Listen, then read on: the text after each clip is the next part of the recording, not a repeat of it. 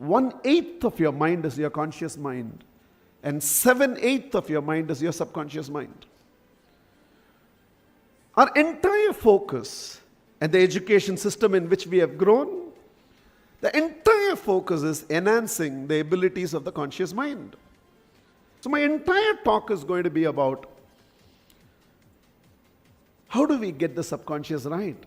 Because if 7/8 of our mind is subconscious and 1/8 of our mind is conscious, just some time back Govind was saying, I kept visualizing this. And this moment is happening right now. That's the power of visualization. This is not a conscious ability. So what is that we need to do to develop a powerful subconscious mind? The first and the foremost is mixed associations. Whenever I desire for and against the same thing, it's called mixed association. We are not talking about lateral thinking. We are not talking about a what-if analysis. But whenever I think for and against the same desire, it's called mixed association. And to any aspiration of yours, if you have a mixed association, the 7/8 of your mind does not go to work. You're orphaned, you're deserted, you're left to only your conscious mind to pursue it. Which means, metaphorically, you're a factory of 8 workers. One worker is working relentlessly for the development, productivity of the factory, and 7/8 are sitting idle and not doing anything. What is the productivity of this factory? Because this 1/8 has to also carry the load of the 7/8 which is not working right now. Either you take it or you leave it. To the subconscious, there is no cat on the wall scenario. Anytime you're there on the cat on the wall scenario, then nothing happens. So one of the introspection that I want all of you to have is, if there is something that you want to make it happen, but it's not been happening, if there is some direction in which you want to progress, but you have not seen that progress, you just cannot understand, you have been planning and planning and planning for so many years, but you have not been able to take that first step forward till now. In all these scenarios, you're looking outside, why things are not happening, and some of you are looking up to find why God is not allowing these things to happen. But I'm asking you to look inside and ask yourself this question: do I have mixed association towards it? And without correcting it, nothing is going to happen. Nothing is going to happen. Even if the whole world believes in you, but if your subconscious does not believe in your goals, even God cannot help you. Even if no one in the world believes you, but if your own subconscious believes in you, God will not stop you. The goals are yours. A huge transformation is required. The power of the man is in the power of the mind. The power of the mind is in the power of the subconscious mind.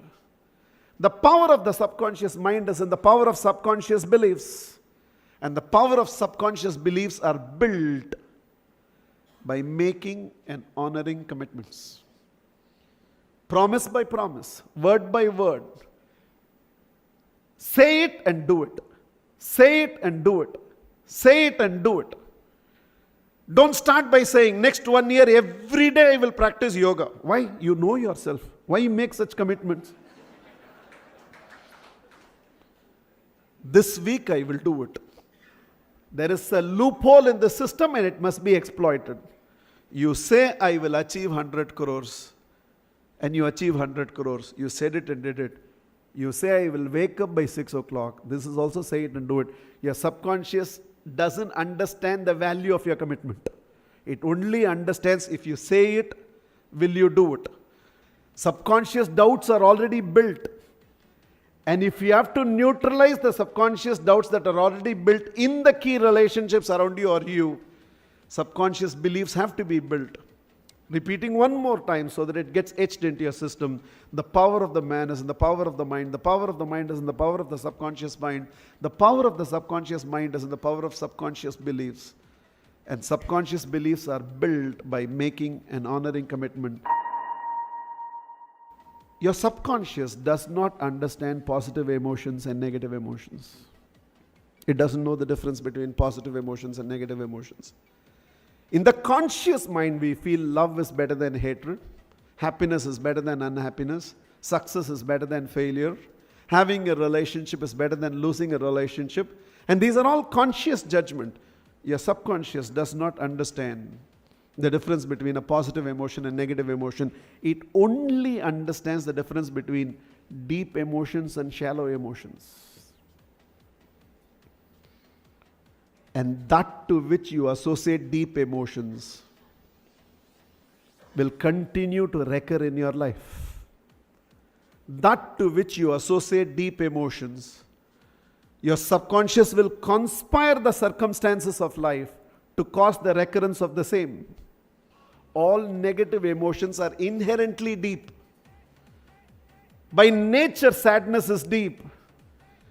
By nature, losing a relationship is deep. By nature, failure dents your ego, so it's deep. So nobody has to train you. Negative emotions by nature is deep, and hence there is a pattern of negative emotions. Whenever things begin to go wrong in your life, you'll find that it continues to go wrong. There is a pattern to what is going wrong in life, because we get into this pattern of recursive negative emotions, deep negative emotions. This has to change. I'm not talking about just depth of happiness. I'm talking about depth of happiness when you're sober. Bringing in a celebration, depth of gratitude, depth of love. It's not about love. It's about expressive, demonstrative, visible love. Just bring about visible, demonstrative expressiveness to your love and see how many more beautiful people automatically come into your life. Find every little reason to celebrate, childlike enthusiasm, childlike excitement. Essentially, I'm saying you need to run your victory laps. It's not about winning. It's about celebrating the winning with a victory lap. It's not about achieving a goal. It's about celebrating that goal. It's not about reaching the target. It's about celebrating it. Bring in celebration into your life. Get your subconscious right. You get your mind right. When you get the mind of the man right, you get the man right. When you get the man right, you get the life right.